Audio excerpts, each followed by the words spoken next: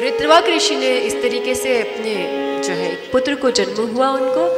अब पुत्र के जो भी कर्म इत्यादि करने थे, जात कर्म वगैरह किए, लेकिन फिर भी पुत्र जो है वो उद्दंड निकला, शैतान निकला, खराब निकला, बुरे संस्कार थे उसमें, बुरे कर्म करता था।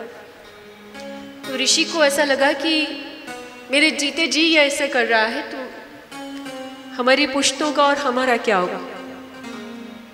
इसने तो नाम डुबो दिया। कहा गया है कि 100 पुत्र के सामने एक समझदार पुत्र अच्छा, 100 मूर्ख पुत्र होने हो तो उनको छोड़ दो, एक समझदार पुत्र।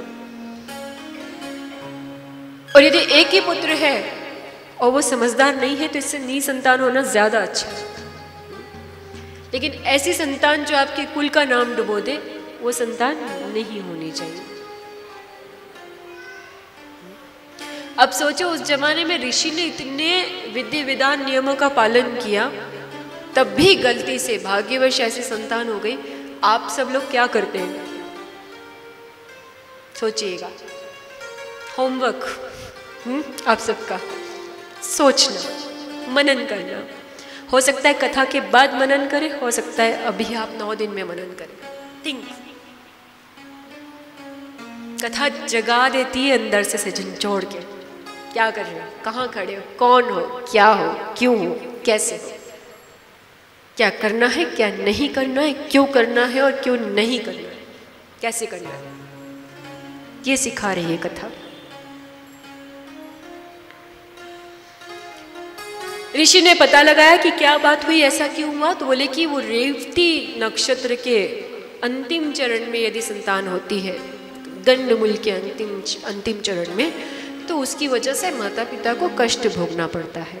ऐसा उसका विधान है। अब कुछ विधान तय है, जैसे सूर्य दिन में ही निकलता है, चंद्रमा रात्रि में ही निकलता है, ये विधान है, ये प्रकृति के विधान है, जिसको हम कहते हैं यूनिवर्सल ट्रुथ।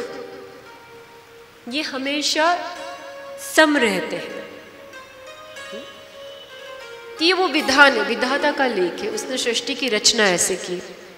तो इस नक्षत्र की रचना भी ऐसी हुई कि इसके अंतिम चरण में जो जन्म लेगा, वो जो है उसकी वजह से उसके माता पिता को कष्ट होगा। उनकी माता जो है कुछ समय बीमार रह के ही लीला उनकी समाप्त हो गई, वे भगवान के पास चली गई, मर गए। ऋत्विक ऋषि जो थे वो परेशान थे कि ऐसा क्यों हो रहा है, जब मैंने सब विधि विधान से किया तब ऐसा क्यों हो रहा है।